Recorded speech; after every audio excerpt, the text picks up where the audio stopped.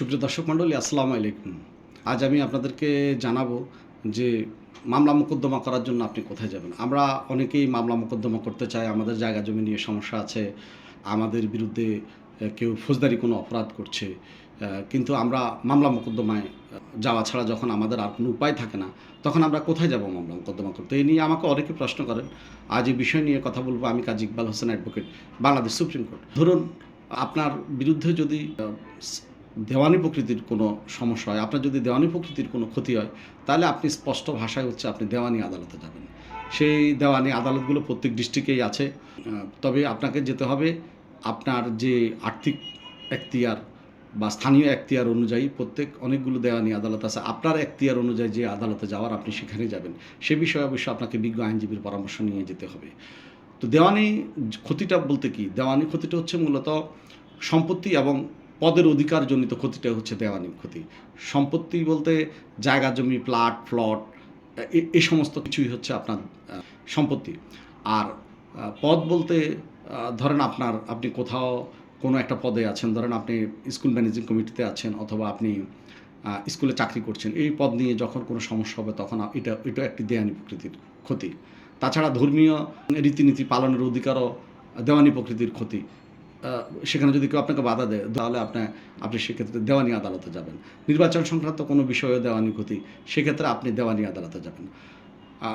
এবার আসি ফৌজদারি আদালতে আপনি কখন যাবেন? ফৌজদারি আদালতে যাবেন যখন ফৌজদারি কোনো অপরাধ আপনার বিরুদ্ধে যদি সংঘটিত হয়। যেমন কেউ আপনাকে হত্যার হুমকি দিয়েছে, কেউ আপনাকে মেরেছে, কেউ সন্তানকে বা আপনাকে অপহরণের হুমকি দিয়েছে বা কাউকে অপহরণ করেছে। এই ধরুন চুরি, ডাকাতি, খুন, অপহরণ, হত্যা, চাঁদাবাজি, এই সমস্ত বিষয়গুলো হচ্ছে ফৌজদারি অপরাধ। এই অপরাধগুলো যখন আপনার বিরুদ্ধে সংঘটিত হবে তখন আপনাকে যেতে হবে ফৌজদারি আদালতে। তো এই সমস্ত সব ফৌজদারি মামলা নিয়ে কিন্তু থানায়ও যাওয়া যায়, আদালতেও যাওয়া যায়।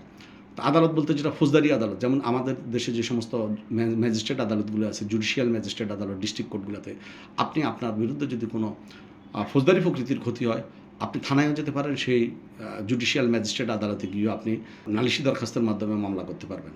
আর থানায় গেলে আপনি এজাহার দায়েরের মাধ্যমে মামলা দায়ের করা যায়। মেট্রোপলিটন এরিয়াতে আপনার বিরুদ্ধে আপনি যদি ফৌজদারি অপরাধের শিকার হন, তাহলে আপনি মেট্রোপলিটন ম্যাজিস্ট্রেট আদালতে গিয়ে নালিশি দরখাস্তের মাধ্যমে মামলা করতে পারেন। আর এছাড়াও শ্রম আদালত সংক্রান্ত কোনো সমস্যা হলে আপনি শ্রম আদালতে যাবেন।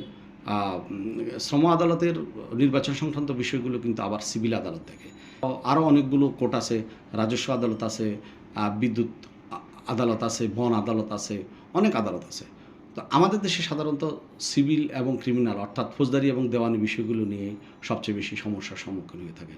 তো আশা করি আপনারা বুঝতে পেরেছেন, যদি দেওয়ানি প্রকৃতির ক্ষতি হয় তাহলে দেওয়ানি আদালতে যাবেন।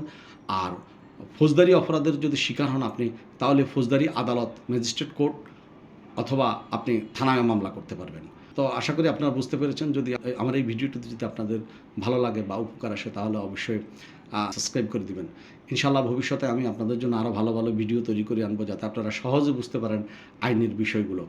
সে পর্যন্ত আপনারা আমাকে লাইক দিয়ে, কমেন্টস দিয়ে আপনাদের পাশে রাখুন, আমার ভিডিওটি শেয়ার করে দিন। ধন্যবাদ আপনাদের সবাইকে।